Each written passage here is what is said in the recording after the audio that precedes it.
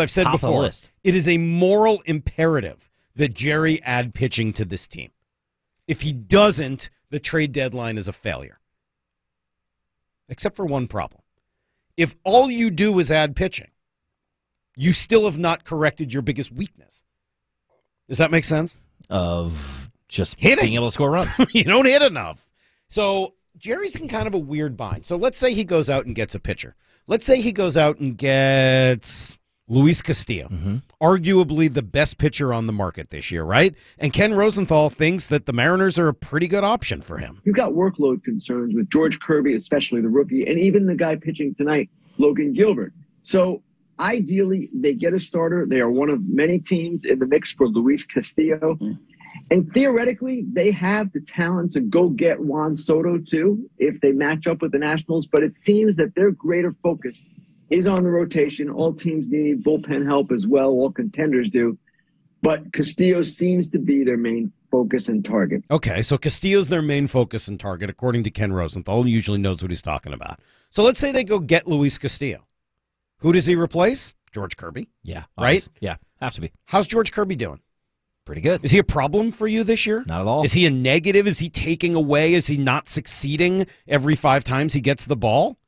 He's been great. He's been great. It's just now he's more of a strain in the bullpen if he's only going to be throwing a certain amount of True, pitches. but the point I'm trying to make is you need to go get a Luis Castillo because you're eventually probably going to lose the effectiveness of George Kirby, either because he runs up against an innings limit and he can't pitch anymore, or because he hits a rookie wall or whatever, or just because of the fear of losing any pitcher on the staff due to injury. You need to add a pitcher or else you're not going to be able to make it to the finish line. So it becomes a mandatory thing you've got to do. But it doesn't make your team that much better. It allows you to maintain what you're already doing in case somebody gets hurt, in case. And it sets you up better, obviously, for a postseason, or especially if you could get a Luis Castillo, somebody who's going to pitch at the top of your order. But it doesn't solve your biggest problem. The problem you have is that you don't hit enough. Right. Yep. And you saw it again yesterday. 4-2, the problem wasn't that Andres Munoz gave up 2 runs in the 8th for the first time since the middle of June. The problem certainly wasn't Logan Gilbert giving up 2 runs in the 1st. They gave up 4 runs in a game that was close until the 8th inning. That happens. You know what you can't do? Score twice on a ground out and a sac fly. That's your problem, and it's been your problem all year long, right? Absolutely. I don't feel like I'm saying anything that's like, this is not groundbreaking material that I'm covering here. But it speaks to the interesting quandary that Jerry's in, because he has to acquire pitching. He has to, or else he can't make it to the finish line in all likelihood. But if you only acquire pitching, great. You've made it to the finish line pitching-wise, but your bats continue to not be up to snuff every time you face any sort of pitching that is good. And you think the help that we have coming, and I guess that only means Haniger at this point, that's not enough. Well, I don't know whether it is, and that's obviously the question that Jerry's got to try to figure out. Is Mitch Haniger enough? I don't know. I saw him hit another home run last night. If you were getting a Mitch Haniger that had gone through spring training, was fully healthy, you know what I mean? If you were getting the full boat on Mitch Haniger, I'd say of course. It's a lot to expect right off the bat. It's too much to expect right off the bat. Right? Oh, this guy's going to come back and just be one of the top bats in the game? I don't know whether I can put that on Mitch Haniger any more than I'm putting it on Kyle Lewis. Yeah, I can tell you that the lineup with both of those guys in it looks a whole lot better. It looks and reads the way a lineup is supposed to. Can I tell you that lineup is instantly going to have that level of success? No, and you only get 2 months at that point to make it work. Whew, tough spot Jerry's in, man. If Kyle Lewis started hitting like he was before he got hurt, that would be helpful. And you get Haniger back, maybe. Maybe. But at the moment, I can't look at it and say, okay, that's enough. So in the meantime, we heard yesterday, Hector Gomez had a report on what the Padres would send to the Nationals in a hypothetical deal for Juan Soto. And so our very own Brandon Gustafson, who does a great job at SeattleSports.com, took the package of 5 players that Gomez had put out there as, I think, reporting, not guessing. He was like, hey, I think this is what they're talking about. 5 Padres players. Right, 5 Padres players. And he said, okay, what are the Mariners equivalent to that? So the Mariners package that would be equivalent to that would be essentially something like Kelnick, Kirby, Brash, either Arroyo or Marte, and maybe an Alberto Rodriguez. Still interested? Man, that's a lot. I'd listen.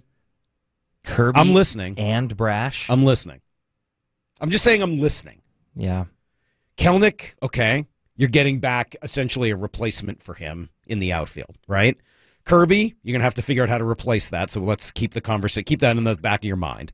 Brash, reliever at this point, as much as I love him and I think I'm really excited about his future, they're not as excited about it, clearly, because they moved him to the bullpen, where his effectiveness is obvious and his value is a lot less than what it would be as a starter. Either Arroyo or Marte, okay, you're going to have to give up something like that, but they're in some ways redundant. They play similar positions. I know Arroyo's got a better chance to stick it short, but okay, they're similar. And then another prospect. Yeah, I think I do that. You're right, for 3 shots at a playoffs. I think I do that. But here's the thing. How do you replace the pitching that you're losing in Kirby and add another? That's the question. But you may have an answer in the 2 guys that you just mentioned. Because if you bring back Juan Soto, do you really need Jesse Winker and Mitch Haniger and Kyle Lewis? Probably not. Right. Can you deal 1 or 2 of those 3 in order to bring back some pitching? Or pitcher somewhere else. Maybe.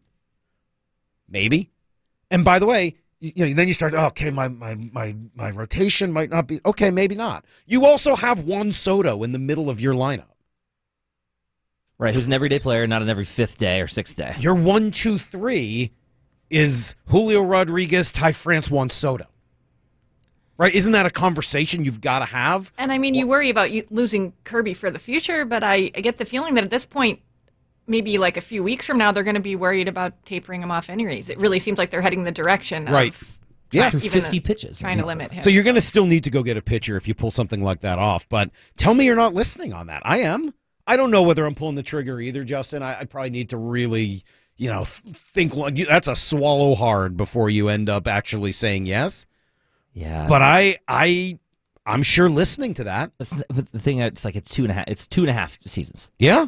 You have to listen to that. With an opportunity to maybe do more than that. And if they will throw in a Patrick Corbin whose salary they're trying to dump, that would help. That would certainly help. Then at least you've replaced Kirby, and you can go see if you can find something else like a Luis or like a Castillo, Luis Castillo.